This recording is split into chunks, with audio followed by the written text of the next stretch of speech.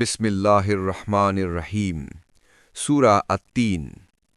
ওয়াত-তিনি ওয়াজ-যাইতুন, শপথ তিন ও জয়তুনের। ওয়াতুরি সিনিন, এবং শপথ সিনাই পর্বতের। ওয়াহাদাল বালাদিল আমিন, এবং শপথ এই নিরাপদ নগরীর মক্কার। লাকাদ খলাকনাল ইনসানা ফি আহসানি তাকওয়িম, নিশ্চয়ই আমি মানুষকে সৃষ্টি করেছি সর্বোত্তম অবয়বে, সুন্দর আকৃতিতে। সুম্মা রাদাদনাহু আসফালা সাফিলিন, অতপর আমি তাকে ফিরিয়ে দেই নীচ থেকে নীচতম অবস্থায়। ইল্লাল্লাযীনা আমানু ওয়া আমিলুস সলিহাত, তবে তারা ব্যতীত যারা ঈমান এনেছে ও সৎকর্ম করেছে।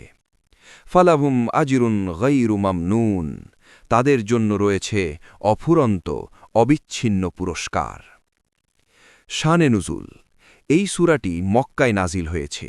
এর প্রধান প্রেক্ষাপট হল মানুষের সৃষ্টির শ্রেষ্ঠত্ব এবং পরকালের হিসাব নিকাশের প্রয়োজনীয়তা।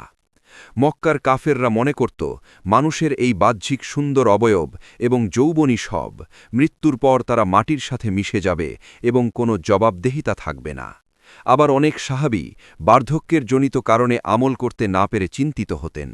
আল্লাহ তাআলা চারটি পবিত্র জিনিসের শপথ করে মানুষের মর্যাদার কথা এবং যারা ঈমান আনবে না তাদের ভয়াবহ পরিণতির কথা জানানোর জন্য এই সূরাটি নাজিল করেন। একটি শিক্ষণীয় ঘটনা, বার্ধক্যের আমল ও আল্লাহ দয়া। এই সূরার ৫ এবং ৬ নম্বর আয়াতের ব্যাখ্যায় মুফাসসিরগণ একটি চমৎকার বিষয় উল্লেখ করেছেন। যখন মানুষ বৃদ্ধ হয়ে যায় তখন তার বুদ্ধি ও শারীরিক শক্তি লোপ পায়, যা নীচতম অবস্থা বা আসফালা সাফিলিন।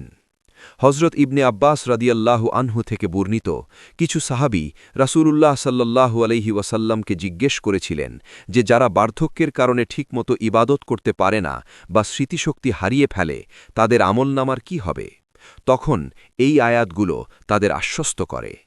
শিক্ষা, এই ঘটনাটি আমাদের জানায় যে কোনো ব্যক্তি যদি তার যৌবনে বা সুস্থ অবস্থায় নিয়মিত ভালো কাজ করে, তবে বৃদ্ধ বয়সে অসুস্থতা বা অক্ষমতার কারণে সে যদি ওই কাজগুলো নাও করতে পারে, আল্লাহ তাআলা তার দয়ায় ফেরেশতাদের নির্দেশ দেন, এই বন্দা সুস্থ থাকলে যে নেকি পেত, এখন অক্ষম অবস্থায়ও তার আমলনামায় সেই একই সওয়াব লিখে দাও।